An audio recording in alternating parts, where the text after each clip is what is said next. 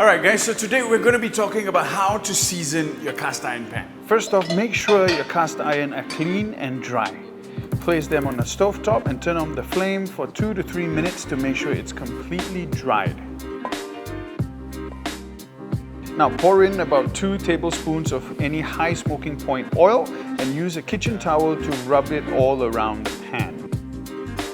Make sure to get the pan on the outside and insides as well. Wipe off any excess. Line a baking sheet with aluminium foil and place it at the bottom of the oven. Now lay your oiled cast iron pans upside down into a preheated oven of 250 to 260 degrees Celsius for 1 hour. When the hour is up, turn the heat off and let it sit until the cast iron is cool to the touch. Look at that beautiful shine on the cast iron, and it's no longer oily.